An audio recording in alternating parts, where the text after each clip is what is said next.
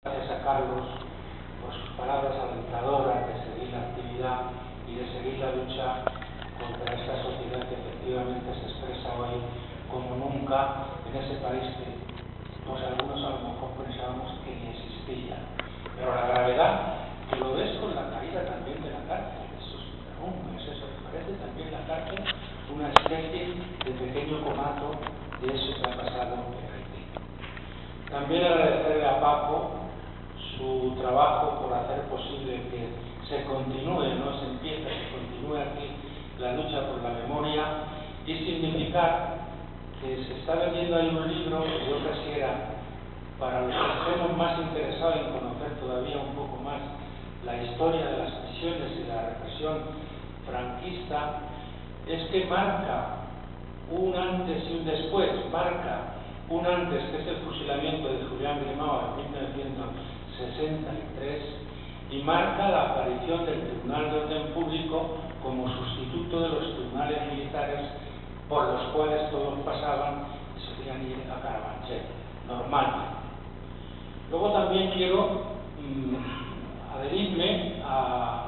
la manifestación que ha hecho la Confederación Sindical de Comisiones Obreras sobre el problema del juicio a Garzón, la admisión a trámite por el Tribunal Supremo que expresa perfectamente esta continuidad de la lucha que decía Carlos. Los que han presentado al Tribunal Supremo para que procese a Garzón ha sido la Falange Española y de la JONS, la misma que inspiró junto a los militares y junto a los terratenientes el levantamiento contra la República y contra el poder. Es decir, como veis, hay una continuidad de la lucha por la memoria histórica que es un problema a seguir por la importancia que tiene. Y a mí me parece que eso debe de ser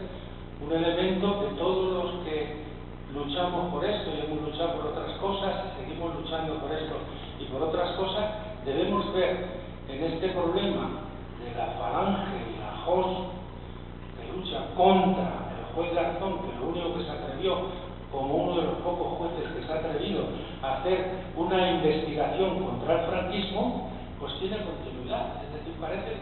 como si no nos hubiéramos movido. Y yo no digo que queden muchos franquistas en este país, pero da la impresión que tienen fuerza todavía, por lo menos en la judicatura, y no sé,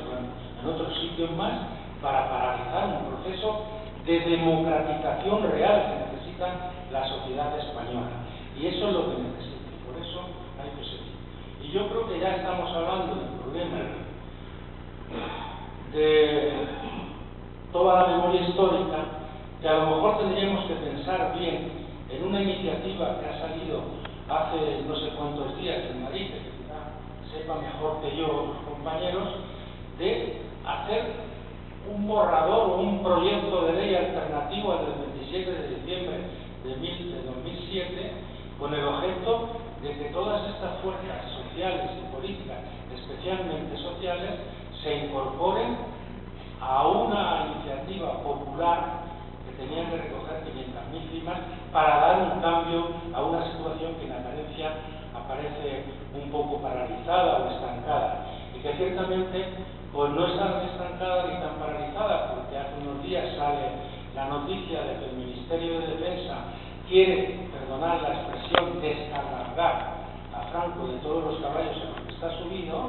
y que lo quiere hacer en los próximos meses y se mete con los ministerios del ejército para que quiten todas las alegorías del franquismo, y también porque en un distrito de Madrid, que es el distrito de Moncloa, se ha pedido que se retire toda esa tradición que hay ahí según sale de la carretera para coger la carretera del norte.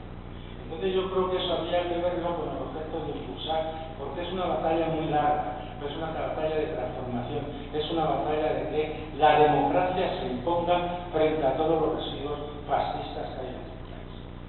Luego yo querría decir algunas notas breves sobre mi propia experiencia, sobre mi propio testimonio,